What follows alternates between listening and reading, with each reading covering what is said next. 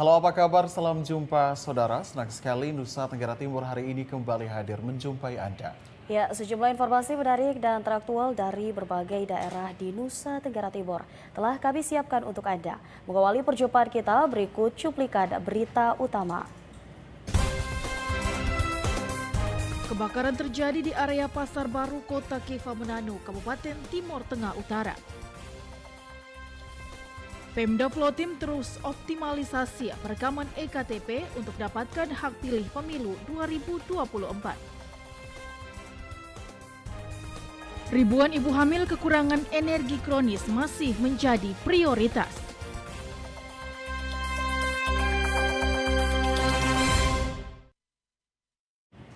Saudara, cuplikan berita utama tadi akan kami rangkai dengan sejumlah informasi menarik dan teraktual lainnya.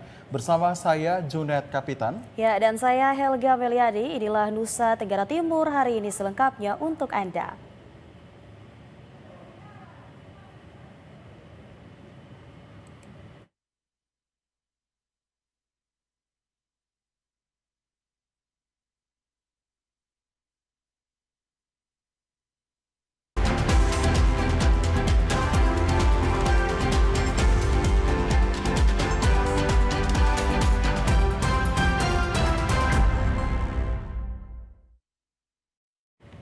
Kita awali dengan berita utama, saudara. Kebakaran terjadi di area Pasar Baru, Kota Keva Manado, Kabupaten Timor Tengah Utara pada Senin malam 31 Oktober 2023. Kebakaran yang terjadi sekitar pukul 9 malam tersebut menghanguskan 3 lapak penjual sembako di lokasi Pasar Baru Kota Keva Manado, Kabupaten Timor Tengah Utara.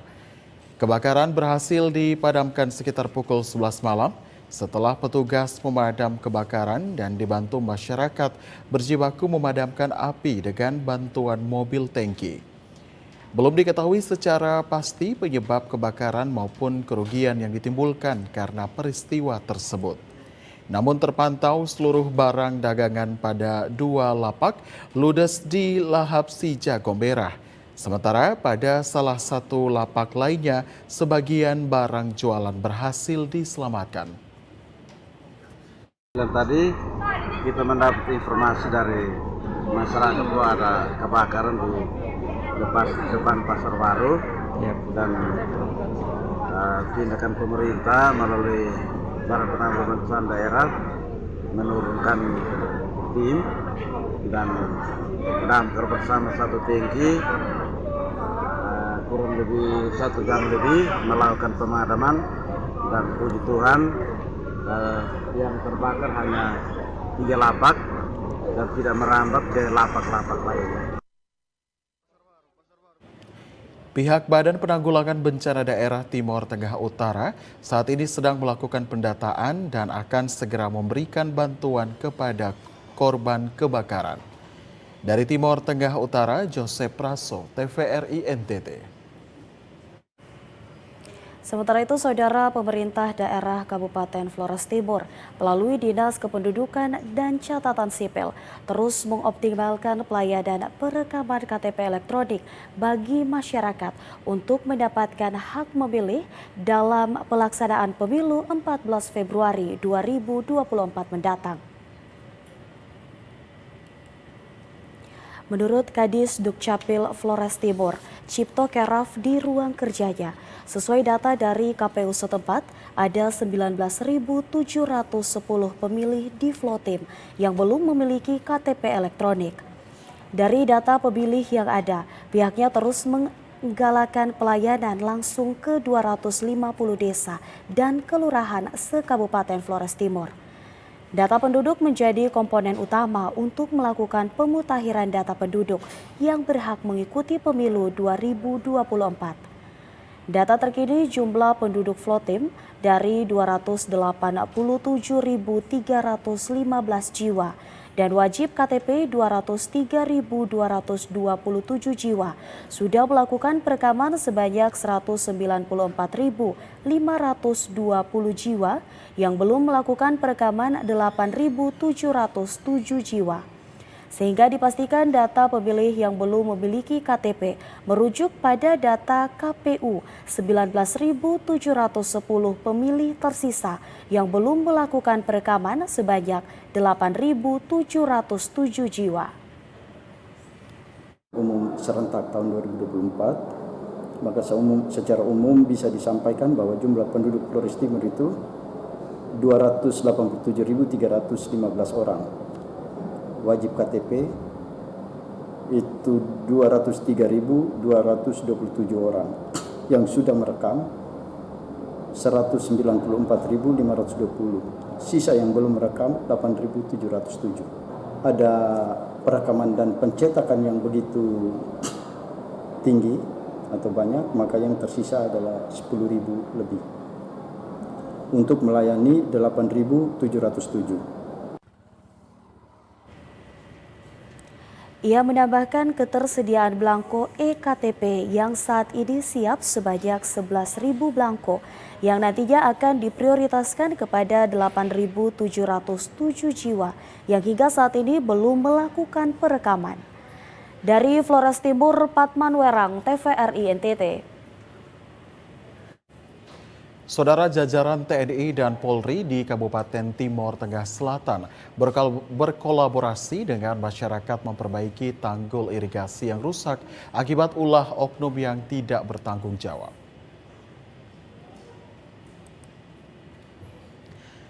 Letkol Infanteri Sobirin dan Dim 1621 Timor Tengah Selatan menjelaskan bahwa dalam rangka karya bakti TNI dan Ramil 162105 Panite, Letu Komang Wenten, dan anggota Babinsa membangun kolaborasi dan kerjasama dengan berbagai sektor seperti Polri, pemerintah kecamatan, dan masyarakat untuk bersama memperbaiki tanggul irigasi yang rusak akibat perbuatan oknum yang tidak bertanggung jawab pada mulut tanggul irigasi yang mengairi sawah Ratabena seluas 400 hektar, tepatnya di Sungai Oe Sunap, Desa Polo, Kecamatan Amanuban Selatan. Kondisi tersebut membuat warga kesulitan dan terancam gagal panen.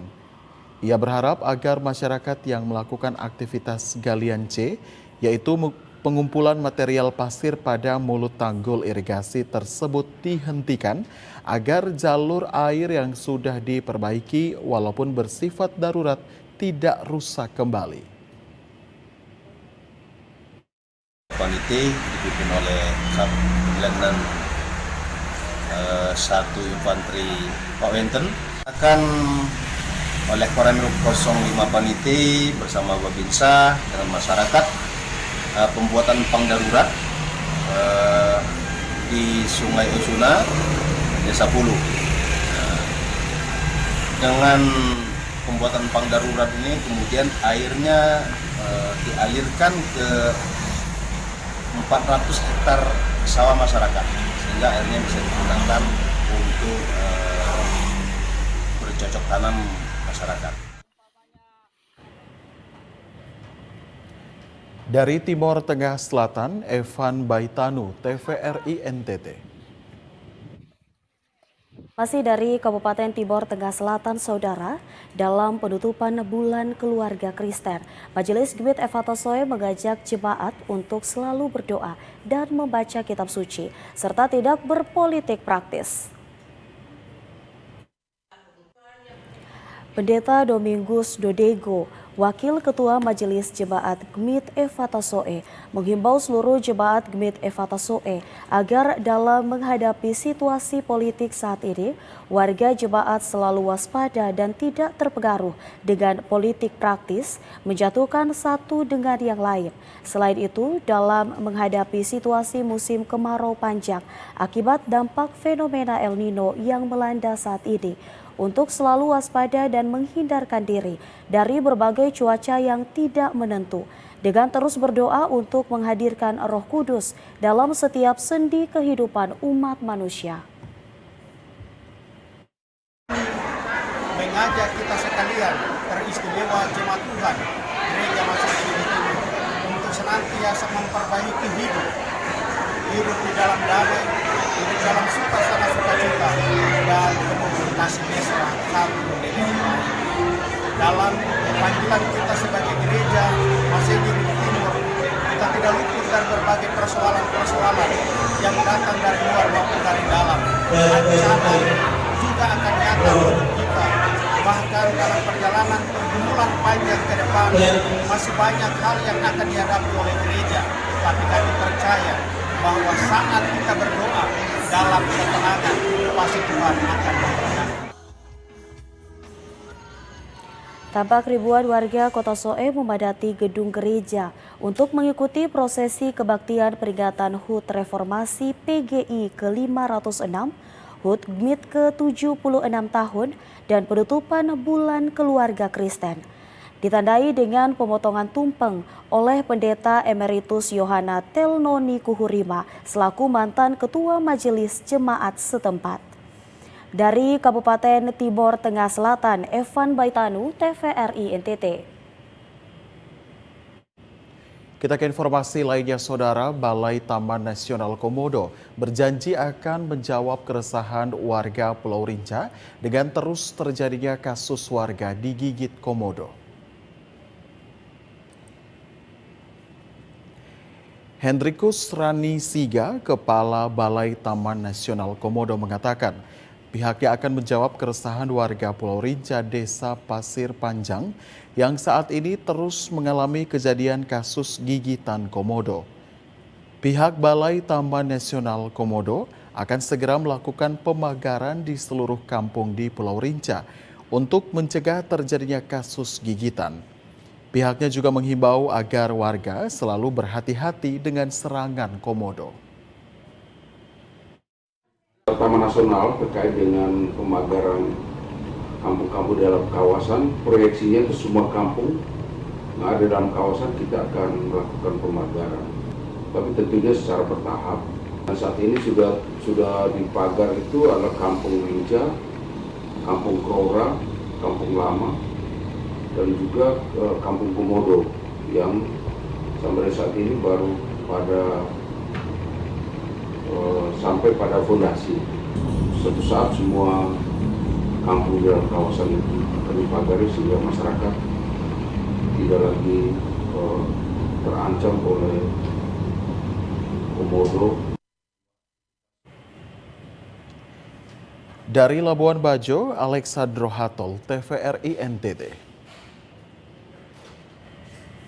Ya, Saudara, informasi menarik dan teraktual lainnya akan kami hadirkan usai jeda pariwara berikut. Tetaplah bersama kami di Nusa Tenggara Timur hari ini.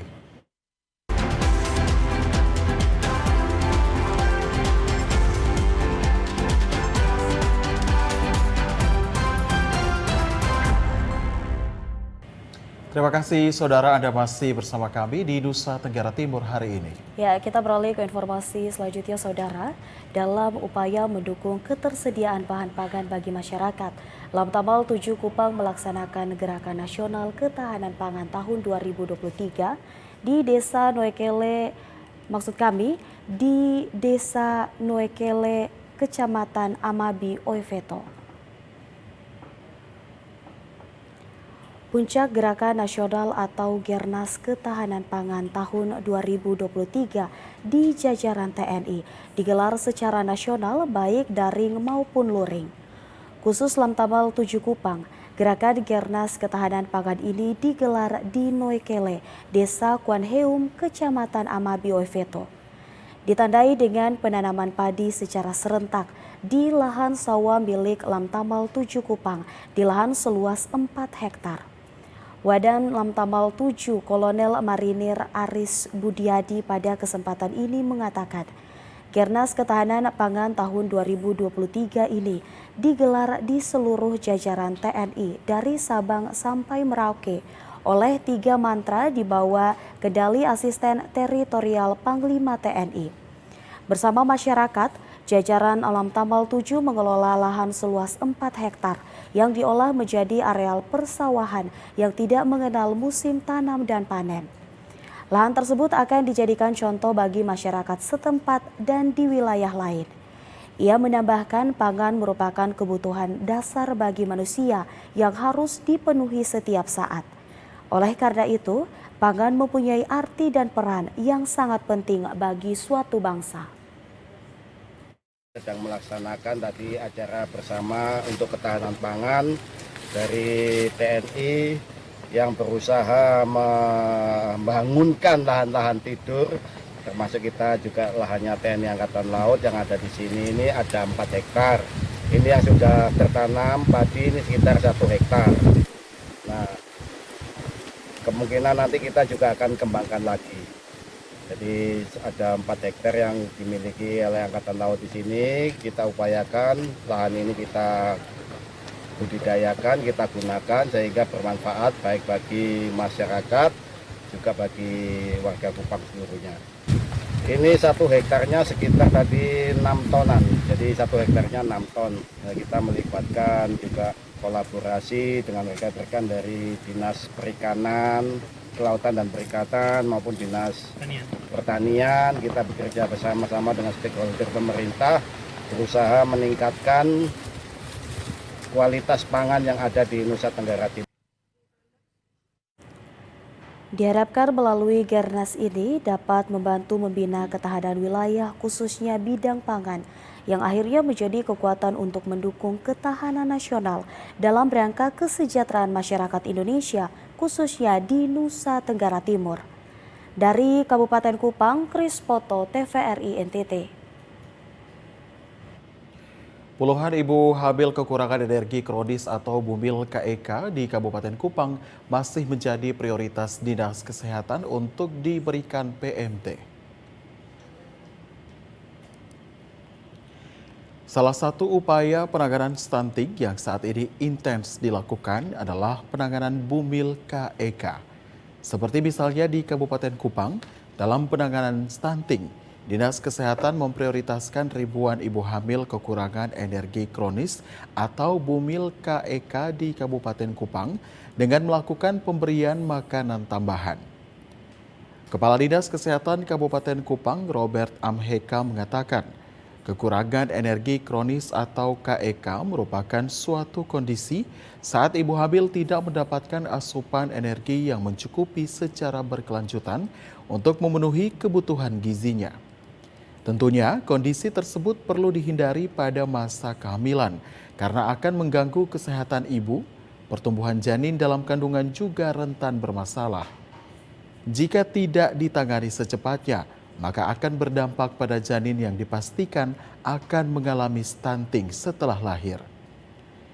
Berdasarkan data per bulan September 2023, jumlah ibu hamil di Kabupaten Kupang sebanyak 5.228 orang. Dan dari jumlah yang demikian, sebanyak 1.314 bumil mengalami kekurangan energi kronis. Berdasarkan data tersebut, Dinas Kesehatan Kabupaten Kupang masih memprioritaskan PMT bumil KEK yang diberikan setiap hari selama 90 hari. Selama pelaksanaan, ada beberapa sistem yang menjadi kendala yang ditemukan, baik itu saat pelaksanaan maupun pelaporan. Bumil kek dan balita gizi buruk yang mendapatkan PMT lokal di Kabupaten Kupang ini di 2022 dan 2021.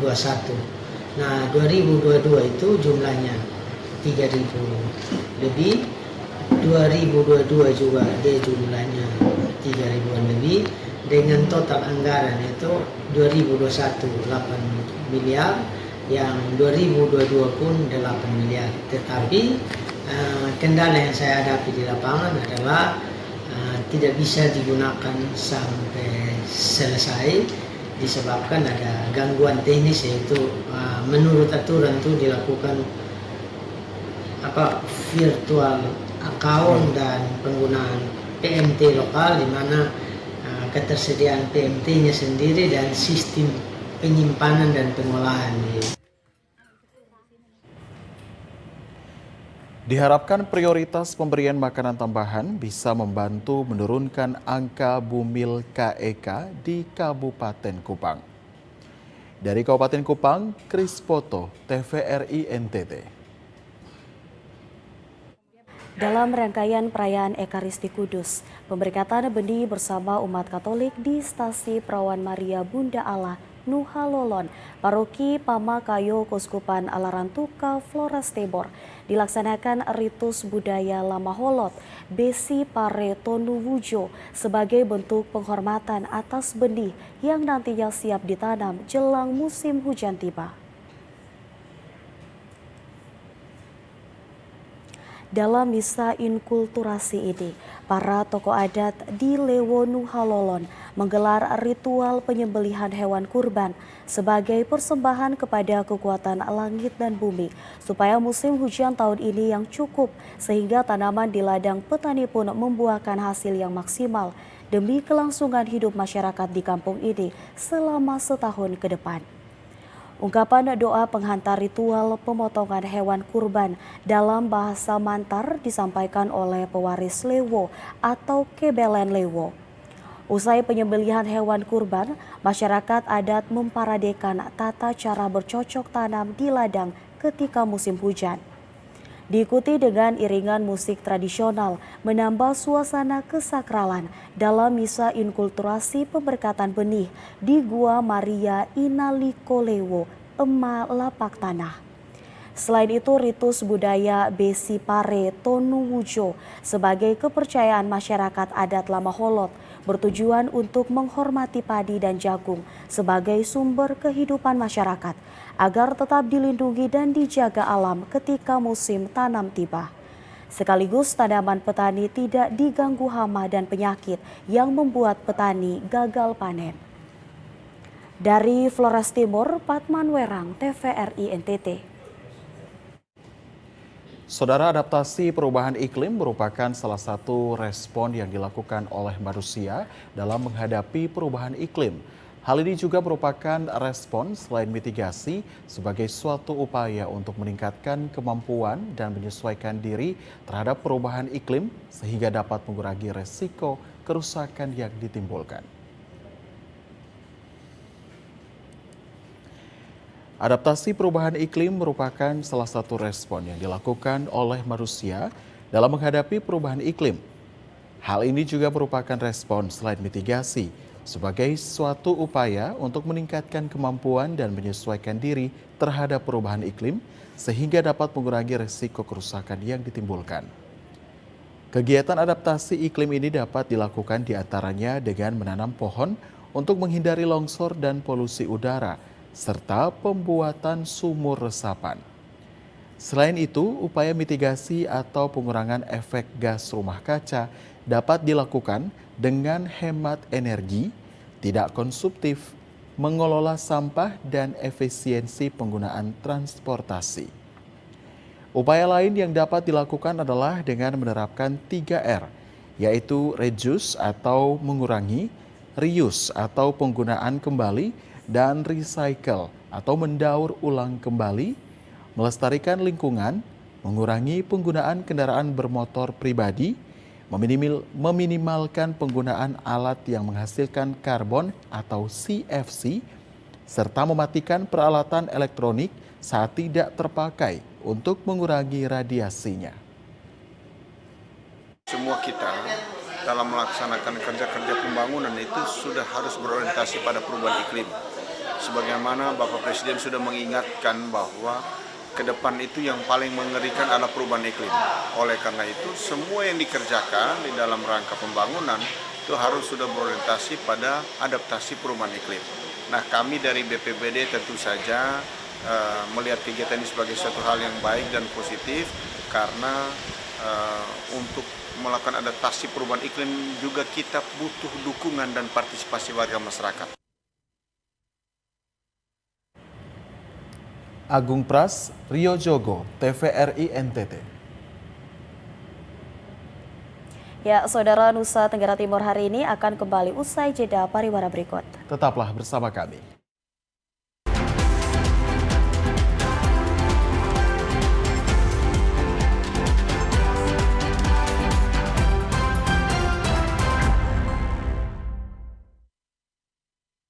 Terima kasih saudara, Anda masih menyaksikan Nusa Tenggara Timur hari ini. Ya, kita ikuti informasi selanjutnya saudara. Sebagai salah satu provinsi kepulauan di Indonesia, Nusa Tenggara Timur memiliki potensi bahari, terutama dari sektor perikanan yang sangat melimpah. Namun hingga saat ini masih belum dapat dimaksimalkan pemanfaatannya. Sebagai salah satu provinsi kepulauan di Indonesia, Nusa Tenggara Timur memiliki potensi bahari, terutama dari sektor perikanan yang sangat melimpah. Namun hingga saat ini masih belum dapat dimaksimalkan pemanfaatannya. Bahkan sejak dulu, Nusa Tenggara Timur telah lama menjadi lumbung atau sentra perikanan laut di wilayah Indonesia bagian timur. Berdasarkan data dari Dinas Kelautan dan Perikanan Provinsi Nusa Tenggara Timur, potensi budidaya perikanan laut sangat besar dan luas, dengan area mencapai sekitar 57.412 hektar untuk budidaya air payau sendiri. Luas lahan di Nusa Tenggara Timur mencapai 35.455 hektar. Sementara untuk budidaya perikanan air tawar, luasan lahannya saat ini mencapai 51.870 hektar yang tersebar di 22 kabupaten dan kota di seluruh penjuru Nusa Tenggara Timur. Selain itu, para nelayan di Nusa Tenggara Timur juga berharap agar hasil tangkapan ikan mereka dapat diekspor langsung dari Nusa Tenggara Timur. Karena selama ini hasil tangkapan tersebut dikumpulkan terlebih dahulu di Surabaya dan Bali untuk selanjutnya diekspor ke negara di berbagai belahan dunia. Agung Pras, Rio Jogo, TVRI NTT. Saudara, peningkatan angka kunjungan wisatawan ke Labuan Bajo, Manggarai Barat meningkat hingga angka 200.000 lebih kunjungan hingga September 2023.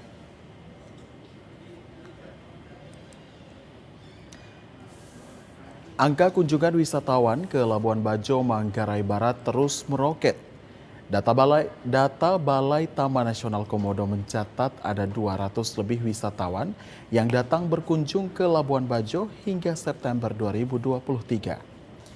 Data tersebut merupakan angka kunjungan wisatawan ke Taman Nasional Komodo seperti Pulau Padar, Pulau Komodo, Pink Beach, Pulau Rinca, dan sejumlah objek wisata lainnya. Angka kunjungan ini didominasi oleh kunjungan wisatawan mancanegara yang berjumlah 137.000 wisatawan.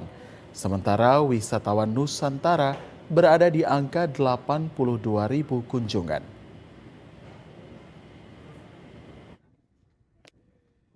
Data pengunjung yang tercatat di Taman Nasional Komodo itu adalah jumlah total 219.693 pengunjung. Itu data sampai dengan September 2023. Itu di bulan Oktober ini pasti ada peningkatan itu. Itu terdiri dari Wisnu itu 82.454 dan data Wismanya itu 137.239 wisatawan. Dari Labuan Bajo, Alexandro Hatol, TVRI NTT.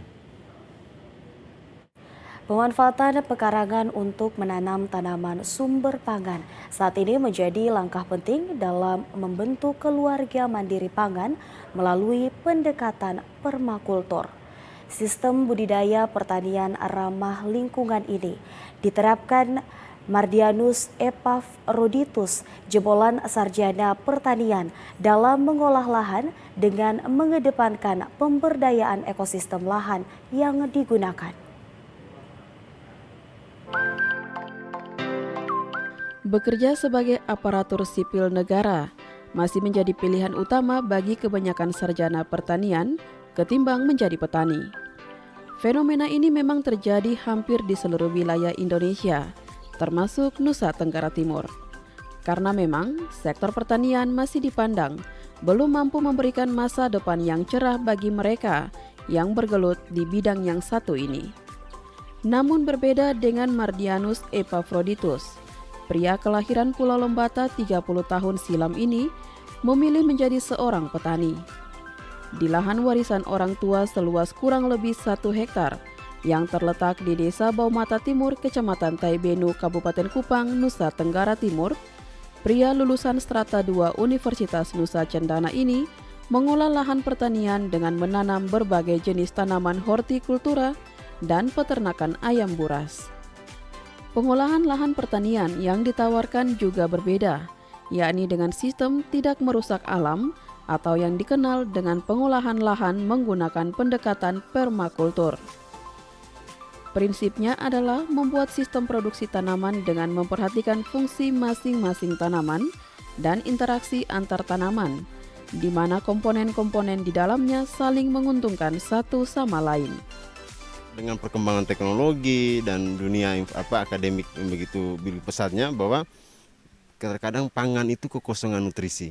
Dengan pangan yang kekosongan nutrisi itu, saya berpikir bagaimana kita belajar dari ekosistem alam. Hutan itu kan dia mencoba merenovasi diri sendiri, ketika musim gugur dia gugur, musim hujan dia menunaskan kembali. Jadi kami bertani dengan pendekatan permakultur, di mana kami tidak mau merusak alam. Tapi prinsipnya adalah tanah itu ditambahkan. Jadi ternak ayamnya kami integrasikan, ayam itu menjadi, kalau bahasa sederhananya adalah bajak mini.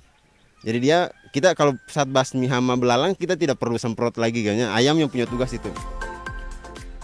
Berkat kerja keras yang tak kenal menyerah, usaha pertanian yang dikelola sejak beberapa tahun silam kini mulai mendatangkan pundi-pundi rupiah. Selain mendapatkan keuntungan secara finansial, lahan pertanian yang dikelola petani muda asal Lembata ini juga menjadi lahan praktek bagi para siswa-siswi sekolah menengah kejuruan atau SMK Pertanian dan mahasiswa dari program studi pertanian dari perguruan tinggi yang ada di Kota Kupang.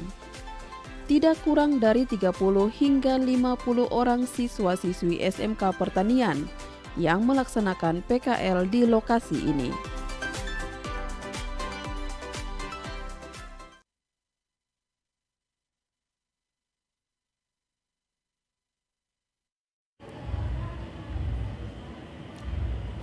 Ya, saudara, informasi berikutnya akan kami hadirkan usai jeda pariwara berikut. Ya, tetaplah bersama kami di Nusa Tenggara Timur hari ini.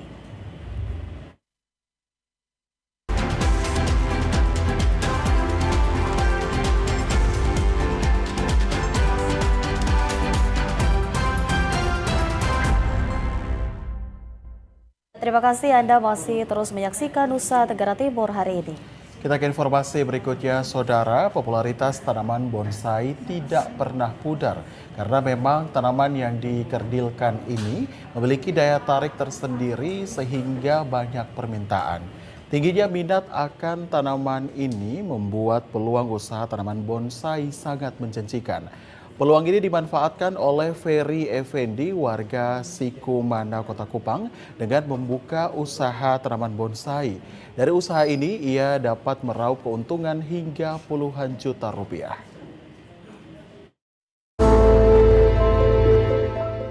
Berawal dari hobi dan kegemarannya terhadap tanaman bonsai, Ferry Effendi Tui, warga Kelurahan Sikumana, Kecamatan Maulava, Kota Kupang, sukses menjadi pengrajin tanaman bonsai. Usaha tanaman yang dikerdilkan ini mulai dilakukan sejak tahun 2002 silam, namun baru dikelola secara serius tahun 2004 ketika boomingnya bonsai Santigi. Berkat ketekunan dan kerja keras, kini pria kelahiran Tua Dale, Kecamatan Kupang Barat, Kabupaten Kupang, mulai menghasilkan berbagai jenis tanaman bonsai yang cantik dan indah. Mulai dari bonsai fikus, asam, beringin, hingga santigi yang menjadi pohon endemik Nusa Tenggara Timur. Untuk memperbanyak koleksi tanaman bonsai, pria 40 tahun ini melakukan pengembangbiakan dengan metode stek atau perbanyakan tanaman dengan menggunakan akar, daun, ataupun batang. Memulai usaha budidaya bonsai menurut Ferry membutuhkan kesabaran, karena untuk menghasilkan tanaman bonsai yang berkualitas membutuhkan keterampilan tertentu dan waktu yang cukup lama, bahkan bertahun-tahun. Budidaya tanaman bonsai tak jauh dari sebuah karya seni, sehingga dibutuhkan imajinasi yang tinggi agar bonsai yang dibentuk memiliki nilai seni yang tinggi. Semakin unik bentuk tanamannya, semakin mahal harga jualnya. Bahkan terjual hingga puluhan juta rupiah. Semua pohon bisa dibuat bonsai, namun bagi kami orang bonsai, pohon yang memenuhi semua unsur bonsai itu cuma ada di Sentigi. Dunia bonsai ini bagi saya pribadi, kebetulan saya bukan saja hobi dari tahun 2002, tapi menurut saya bisnis ini cukup menjanjikan. Budidaya cukup lama, tapi dari segi bisnis satu kali jual itu cukup mahal. Hasil produk tanaman bonsai milik Ferry dijual hingga ke Pulau Sumatera, Jawa, dan Kalimantan. Jakarta dan Surabaya menjadi daerah dengan pemasok terbanyak. Untuk pemasaran, Ferry memanfaatkan media sosial seperti Facebook, Instagram, dan Twitter, dan secara offline yakni melalui keluarga dan teman-teman komunitas bonsai. Harga tanaman bonsai yang ditawarkan pun bervariatif, mulai dari Rp100.000 hingga puluhan juta rupiah, tergantung seni tanaman bonsai yang dihasilkan.